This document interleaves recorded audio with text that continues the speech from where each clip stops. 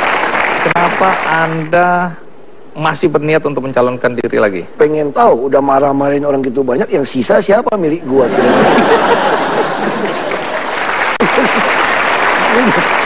Marahin itu banyak kan, pengen tahu aja gitu loh. Lalu persiapan Anda apa? Nggak ada persiapan, yang sibuk mah yang namanya teman Ahok itu yang siap-siap itu. Aku mah nggak siap-siap, biasa-biasa. Nanti kita cek teman-teman Ahok ini apa motifnya sebenarnya. Partai Gerindra yang dulu mengusung Anda, yang sekarang mulai jengkel melihat kelakuan Anda ini, sudah mulai mempersiapkan jago-jagonya. Di antaranya kita udah tahu persis, memang walaupun Kang Ridwan Kamil ini sudah diminta, karena Anda pernah mengatakan kalau Ridwan Kamil muncul atau bersaing dengan Anda, mungkin Anda juga kalah. Anda pernah mengatakan seperti itu. Ya artinya gini, kita harapkan DKI itu banyak calon yang baik-baik dari daerah datang, sehingga kan mereka akan menawarkan program-program yang baik kepada warga DKI.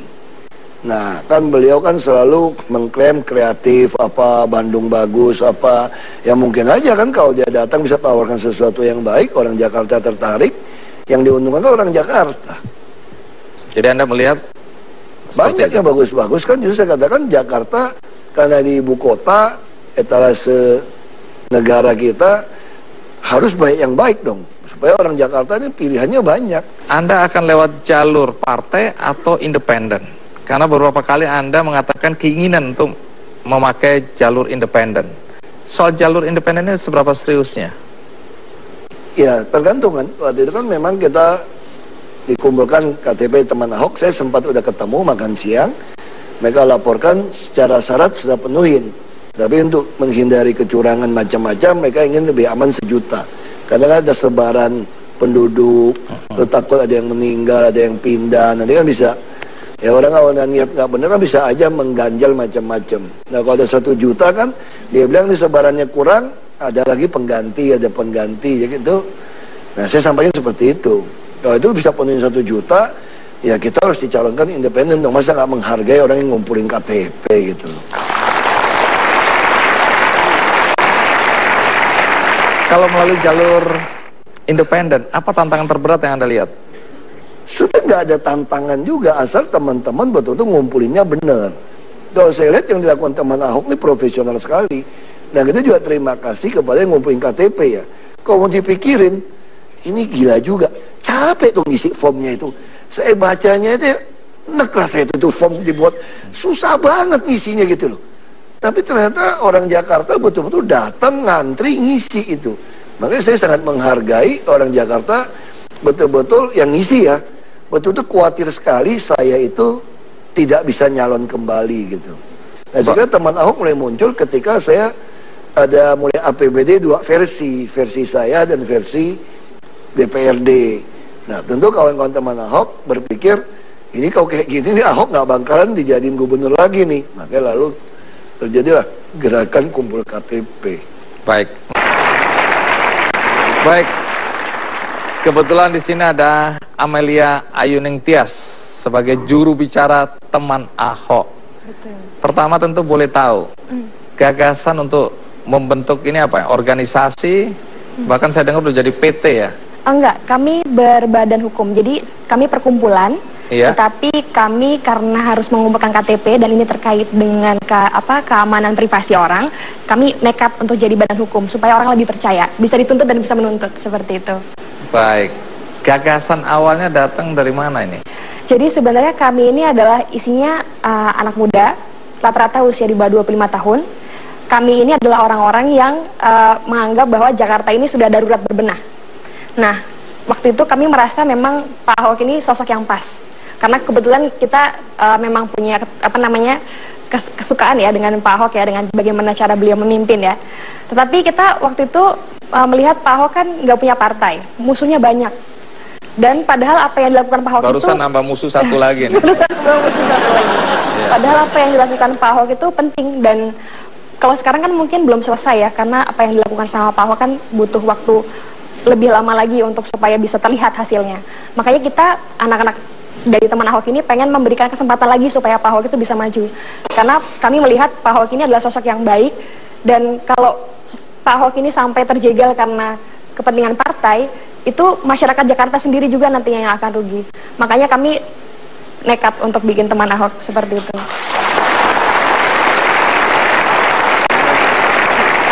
Jadi apa sih yang dilakukan oleh teman Ahok ini? Kami ingin Pak Ahok karena nggak punya partai ya, jadi kami nekat untuk ibarat kata kita pengen Pak Ahok itu bisa maju lagi. Nah, tapi kan ini kan sudah ada ketentuan nih. Pak Ahok ini selain melalui jalur partai bisa melalui jalur independen. Makanya kami nekat untuk bikin Pak Ahok ini bisa maju melalui jalur independen. Caranya dengan mengumpulkan KTP warga DKI Jakarta. Bagaimana cara ngumpulin KTP-nya ya?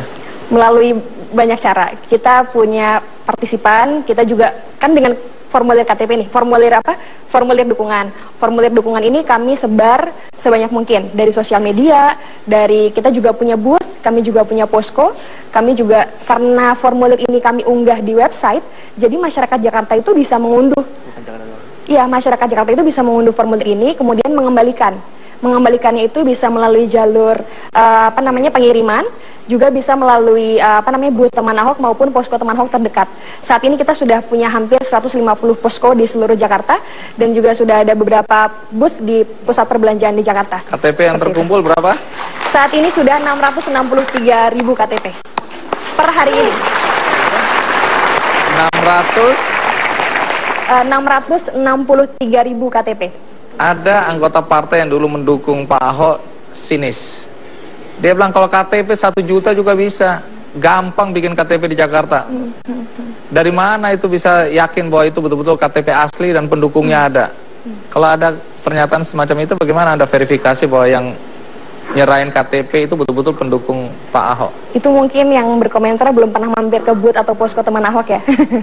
Karena kita gini, kalau untuk syarat independen saat ini kan memang berbeda dengan yang tahun-tahun sebelumnya. Kalau dulu mungkin hanya fotokopi KTP-nya saja. Tetapi saat ini selain fotokopi KTP, kita harus menandatangani surat dukungan. Tanda tangannya itu harus tanda tangan basah, jadi tidak boleh di-scan, seperti itu tidak boleh. Jadi makanya kami bisa memastikan kalau tanda tangan yang ada di dukungan itu adalah tanda tangan dari orang yang bersangkutan. Apalagi dari teman Ahok sendiri juga menghimbau kalau di formulir dukungan itu harus ada nomor handphone.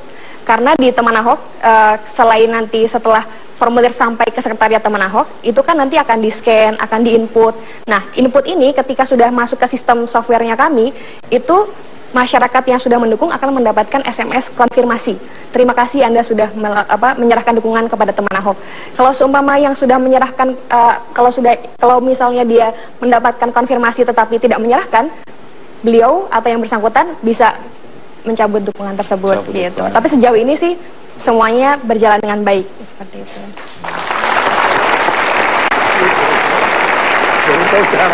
Baru tahu atau pura-pura baru tahu? Ya, baru itu kedua kali saya ketemu. Betul.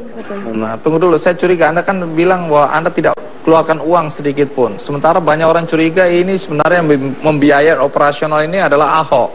Nah, biaya operasional dari mana?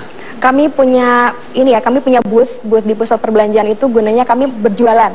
Jualan yang kami punya itu adalah merchandise seperti kaos, gelang, polo, gantungan kunci, bahkan sekarang kita juga ada kalender. Nanti selebihnya kita juga akan jualan banyak hal tentang teman Ahok ini. Emang laku? Itu. Laku banget, Pak. Laku. Betulkah Ahok pernah menyarankan Haji Lulung untuk ikut mendaftarkan menjadi calon gubernur DKI? Apakah ini tulus atau sekedar menyindir? Ikuti terus Ki Kendi. Pun nggak nyaingin DKI. Lalu DKI pembangunan masih berapa? Di atas 59% untuk belanja langsung. Kok bisa? Karena selama ini dia titipin, mainin, terus kita potong. Mungkin orang Jakarta masih ingat 2015 begitu saya serahkan pergub saya potong. Lebih baik nggak ada serapan anggaran sampai perubahan. Tapi orang Jakarta merasakan kok pembangunan ada di mana-mana gitu loh. Karena dulu dia mainin. Nah kita potong ganti pergub. Terus saya bilang mereka hati-hati ya.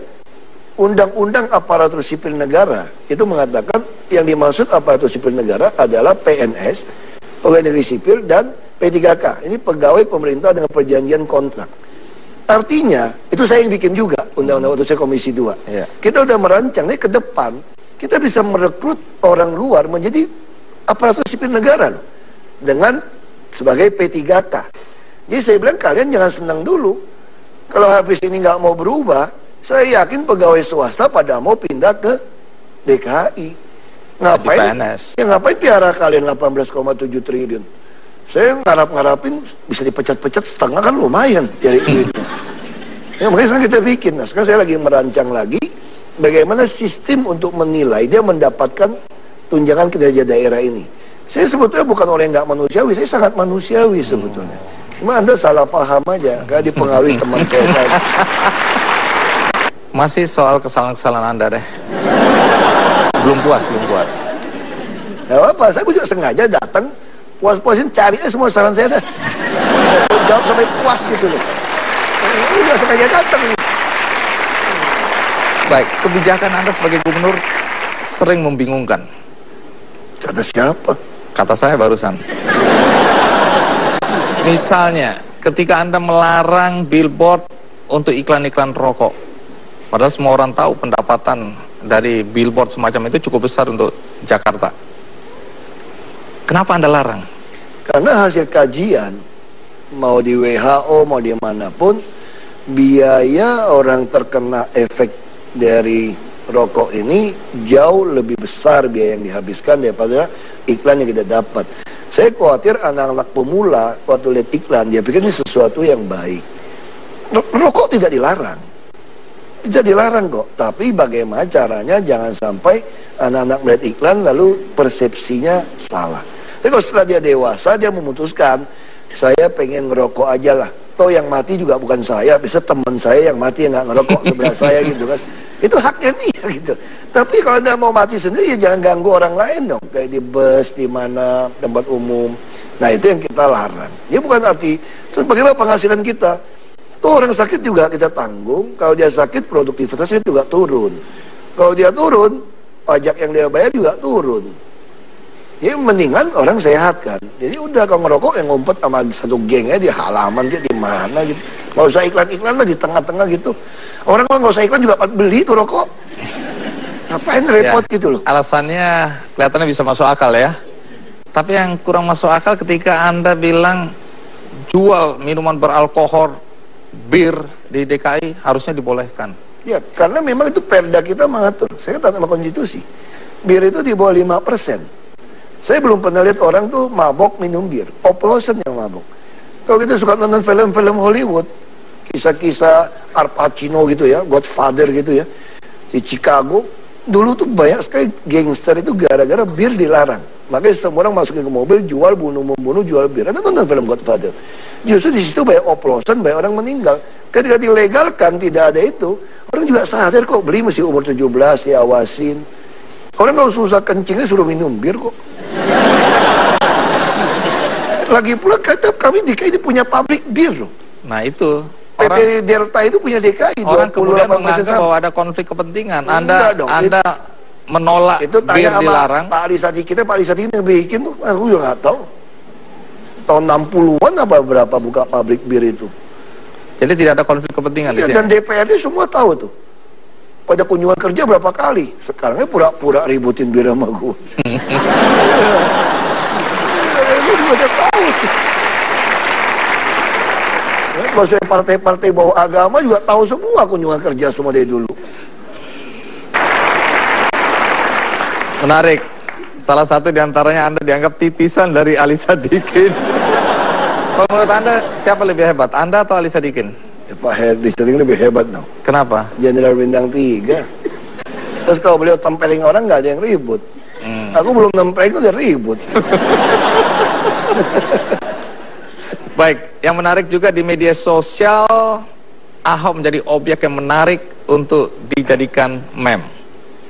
Dan yang menarik lagi, macam-macam karya kreasi anak-anak muda tentang Ahok di media sosial. Bagaimana pandangan Ahok dan bagaimana dia menilai karya-karya kreatif di media sosial? Ikuti terus Kikendi.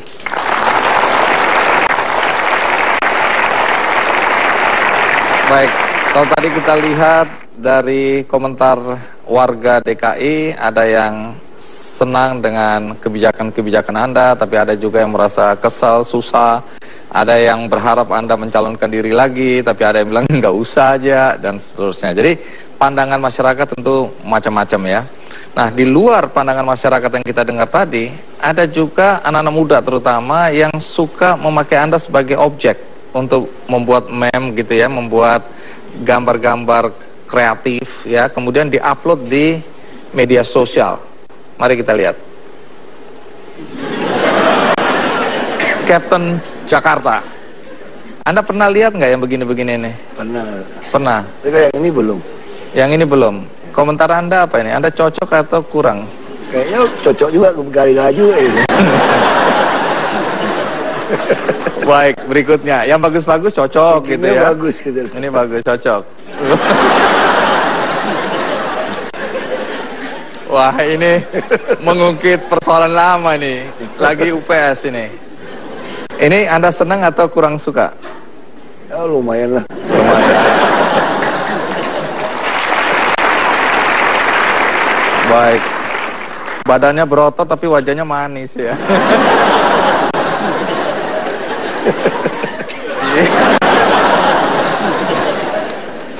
Baik, berikutnya.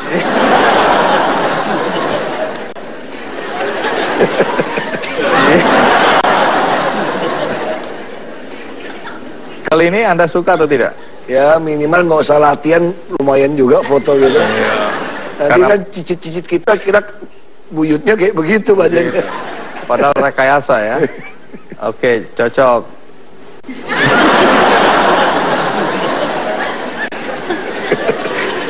Mana ada Bruce Lee pakai kacamata.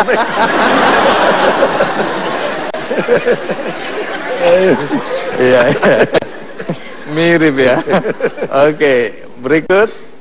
Wah, Anda siap mati. Tapi Anda siap mati nggak ini? Ini kayak bukan Ahok deh yang ngomong. Lebih mirip yang sebelah cuma pakai wig ya.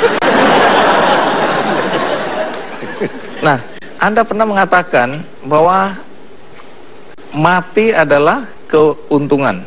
Karena Anda bilang nanti di pusara saya, Anda minta pada keluarga untuk ditulis mati adalah keberuntungan, ditulis dalam bahasa Inggris, bahasa Mandarin, dan bahasa Indonesia. Tujuannya apa? Minimal nolong orang Belitung, nggak ada tujuan wisata baru ke kuburan Ahok kan.